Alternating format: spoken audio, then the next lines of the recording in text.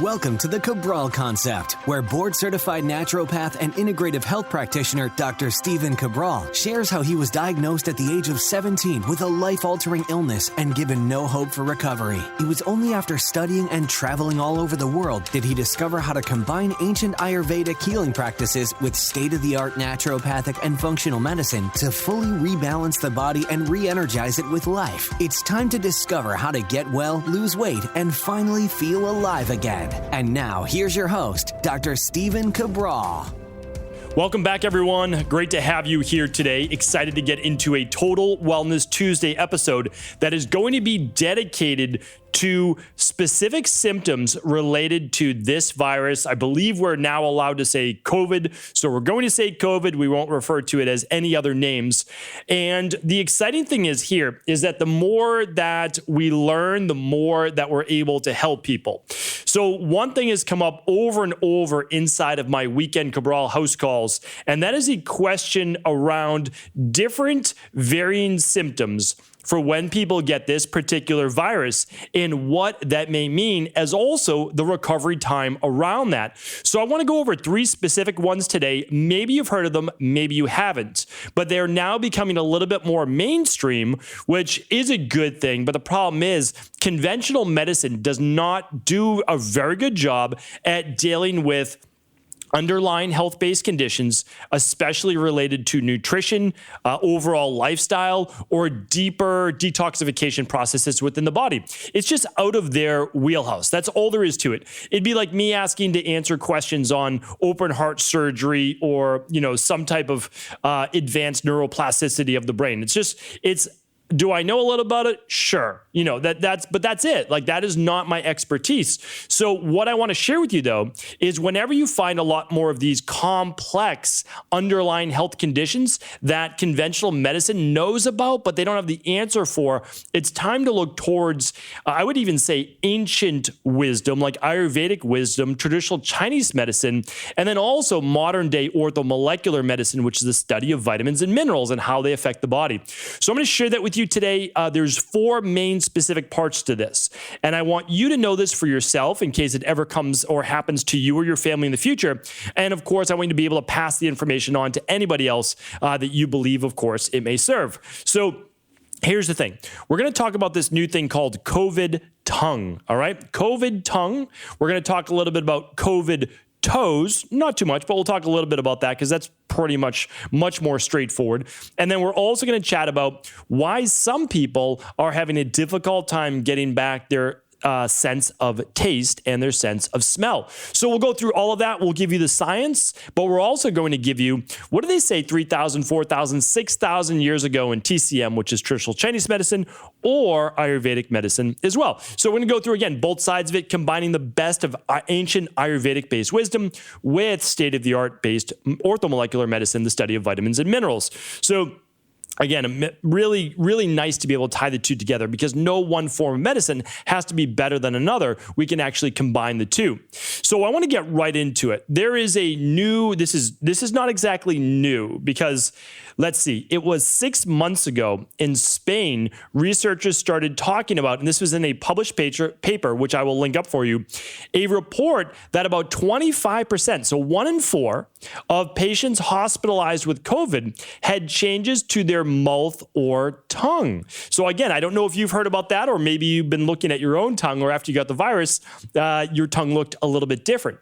And here's what they found. They found two anomalies. One is they found a white coating over the tongue, almost like a white furry coating. And the second one they found was what looked like ulcers on the tongue. Now, in natural health, we call that a geographic tongue. In conventional medicine, they didn't know exactly what to call it, what to say. So I'm going to give you a little bit of a giveaway. Whenever someone doesn't really know what the root cause is at a foundational level, they start talking in really big terms. And that's because by talking in really big medical speak, then people say, oh, okay, this person must know what they're talking about, and it's on you that you don't know what it's talking about. No.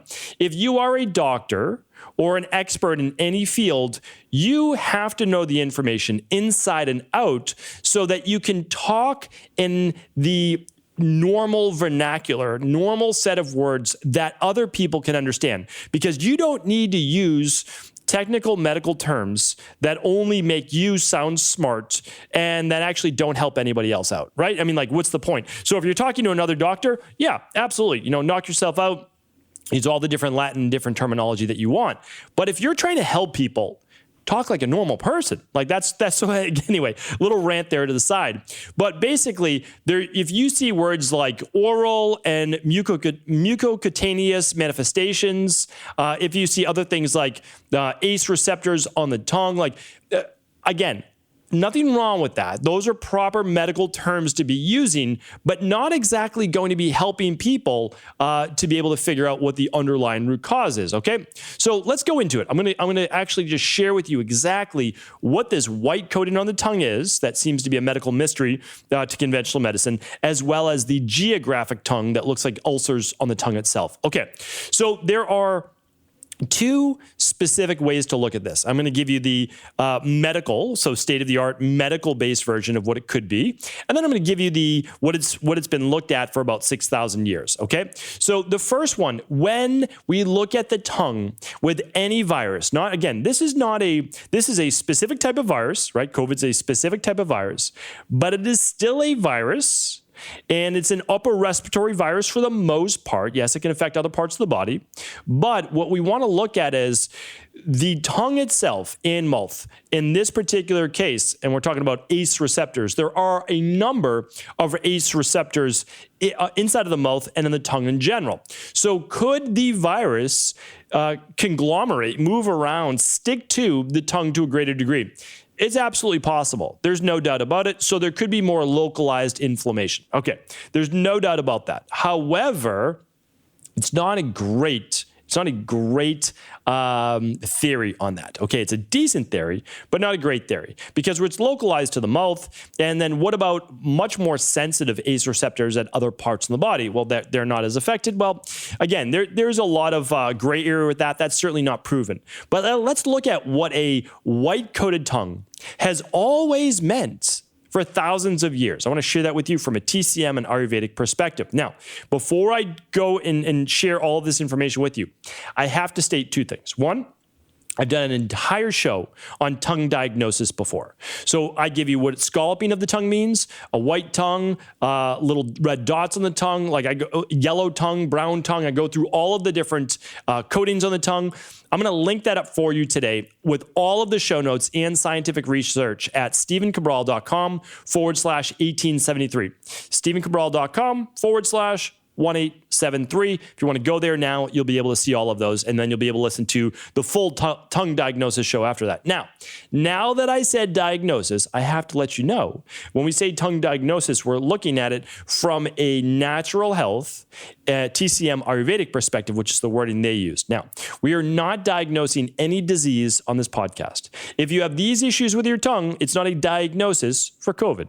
What I'm about to share with you, in order to relieve a lot of these things and rebalance the body, are not treatment plans for COVID. All right, I just have to state that. These are not cures for COVID. These are not treatment plans. We do not diagnose, treat, or cure any disease. Just want to make that very clear, put that out there. I've given you my FDA statements now. What we're looking at is underlying root causes as to what are the imbalances in the body when the body is under attack. We'll put it that way. So let's go through that right now. So when you get that white tongue or white furry tongue, what you want to understand is that in traditional Chinese medicine, we'll call it TCM from here. It means too much heat in the body.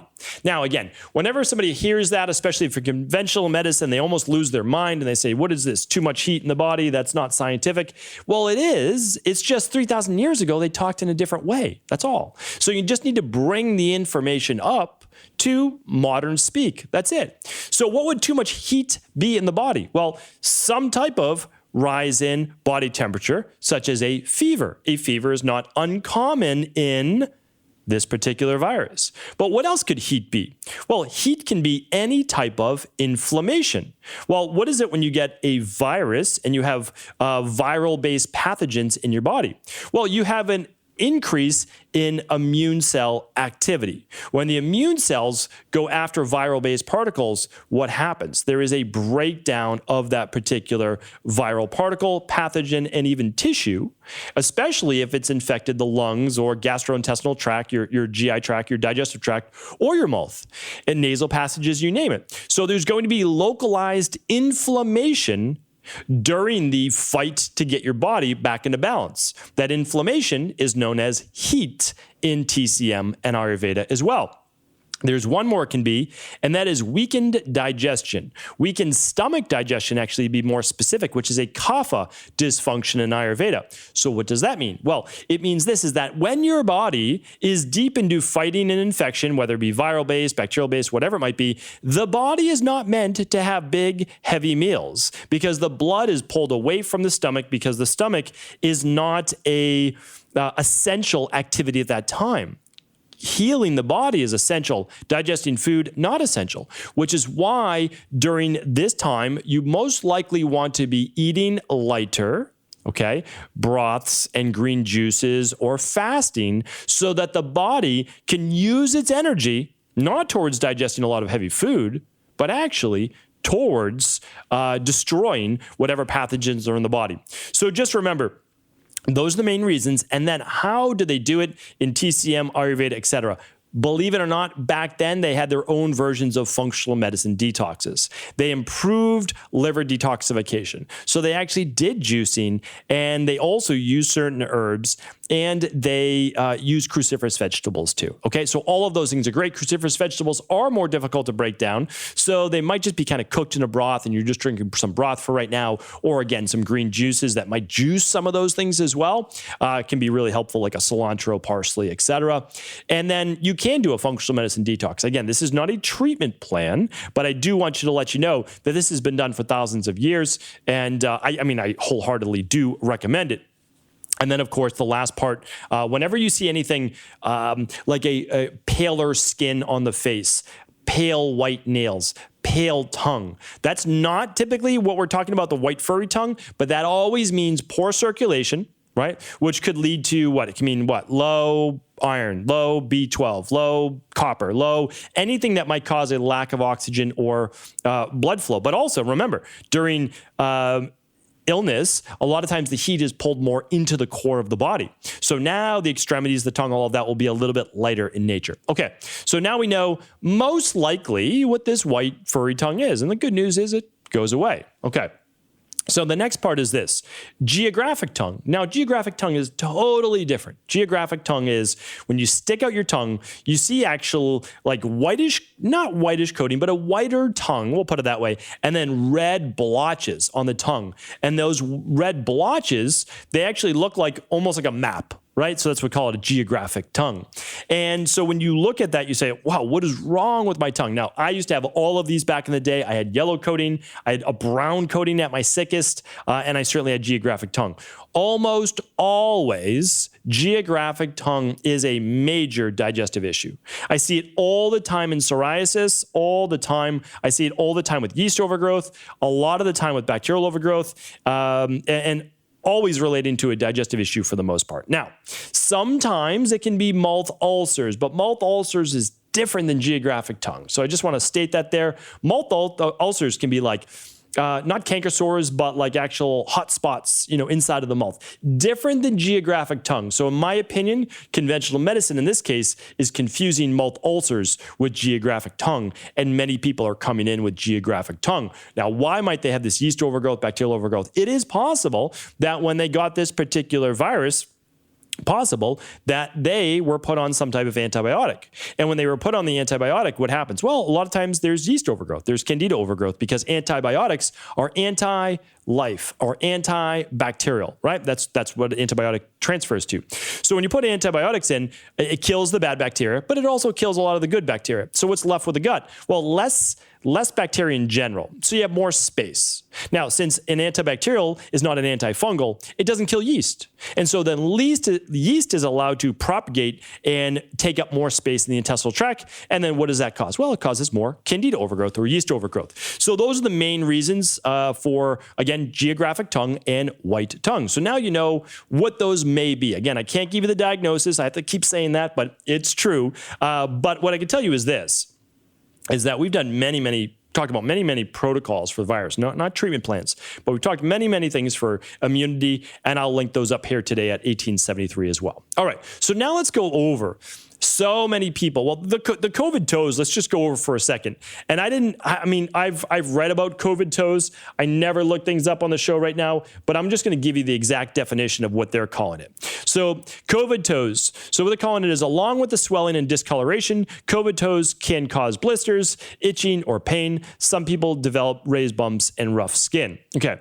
And so this isn't in as many people of the population. So I just want to share with you, it's not a major thing like 25%, but what we're looking at here oftentimes is like the paler discoloration of the toes, almost like the white tongue, poor blood flow. And where are a lot of these people?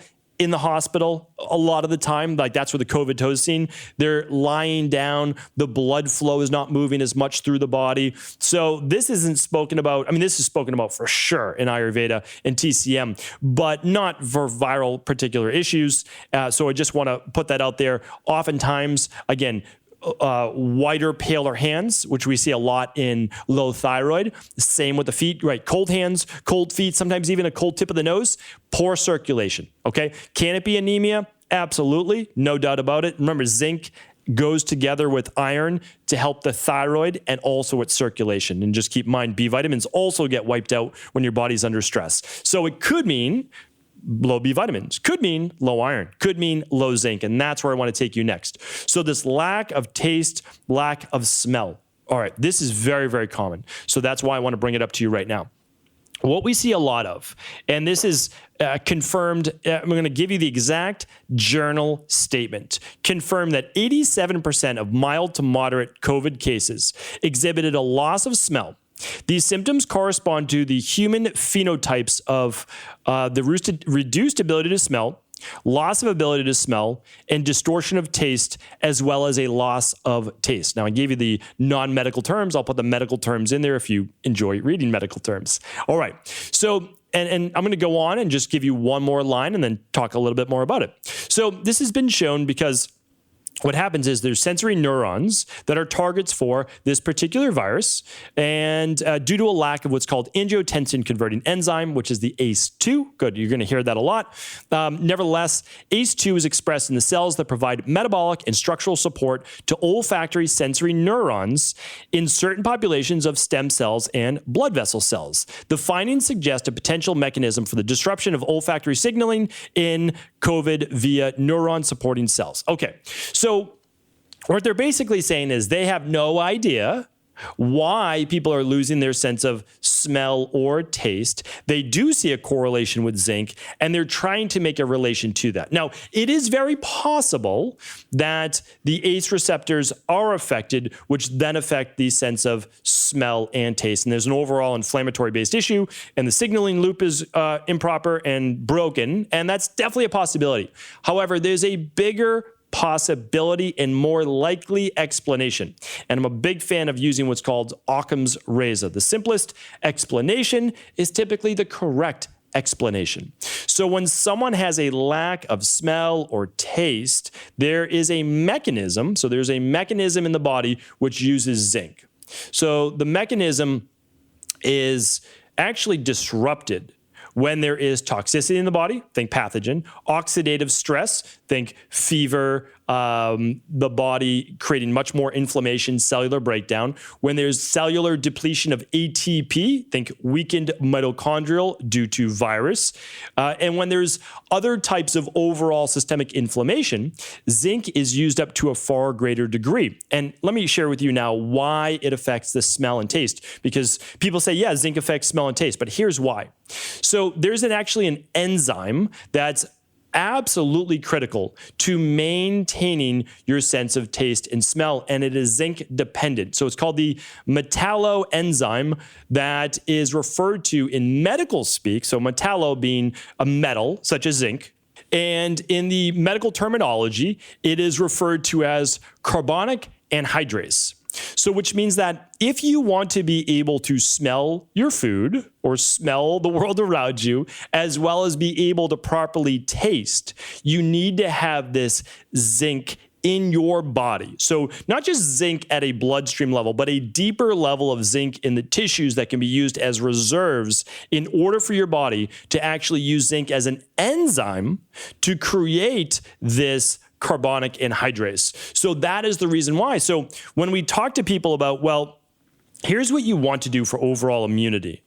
You want to be doing something like, I've talked about this before, the daily foundational protocol, level 2 or level 3, the immunity protocol, you're getting vitamin C, you're getting zinc, you're getting vitamin D. I talk about this in upcoming Friday reviews as well, where it's irrefutable evidence now. It's almost, I don't understand how we are not subsidizing people to take vitamin C, zinc, and vitamin D, since the evidence is irrefutable. It is, in my opinion, almost a crime, because we see the mortality rates in people with low vitamin D and other factors versus those with normal, and not even, again, positive, but just normal vitamin D.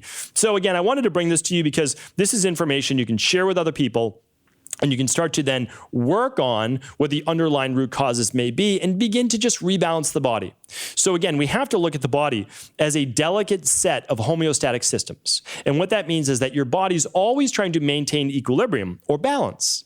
And it does that through vitamins, right? Through vitamin C, your vitamin D, which again can act like a hormone. You've got all of your B vitamins, and it also does it through minerals as well. And what are those minerals? Well, in this case, we're talking about a big one being zinc. Selenium's another. We're looking at iron. We're looking at chromium. So again, a lot of these things do matter. You want to make sure that you're getting them now before that you actually, that you run out, that you really need them. And just keep in mind that you can actually increase your dosages to a healthy level when needed in order to rebalance the body. So I'm going to keep it at that for today because I don't want to talk about, specific dosages, because then it looks like a treatment protocol for this, and it's not. But I give you specific dosages and all the different items on other shows just to work on underlying health conditions, not treatment plans. So head on over to StephenCabral.com/1873 for all the previous viral-based shows, as well as my tongue diagnostic-based show as well. Take care, everyone. And as always, if this was helpful, please do feel free to share it with anyone else you believe it could serve. Thank you so much for just tuning into the show. And before you go, I wanted to share with you some fun news. Every March, it is that big, momentous occasion where I celebrate another year on this earth. And every year during my birthday month celebration, what I like to do is I like to share with you exactly what I do each and every year. So each March, at the end of March, I begin my Big 5 labs. That is when I take these 5 specific at-home labs that I've been doing now for over a decade. And actually, these are the same labs that helped me get well to figure out what my underlying root cause health issues are and were over 20 years ago. Now I use them to simply optimize my body. So you can use it in 2 ways. The Big 5 labs allows you to figure out what are the underlying root cause issues that are keeping you from getting well, from losing the weight, boosting your metabolism, and then aging at a much slower rate and actually reversing the aging process in many cases. So to learn more about the Big 5 labs and exactly what I do every single March, head on over to equi.life. That's EQUI.LIFE, because for the first 100 Big 5 lab kits, we are actually discounting it by $500 for my birthday week. So that is going on this week. And again, while supplies last, it's the first 100. And just like last time, we ran out of those minerals and metals based tests. So I want to make sure that you get your opportunity, if you've been interested, to see where your vitamin levels, mineral levels, electrolytes, hormones, your digestion, your thyroid, your hemoglobin A1C, all the different numbers that you should be looking at.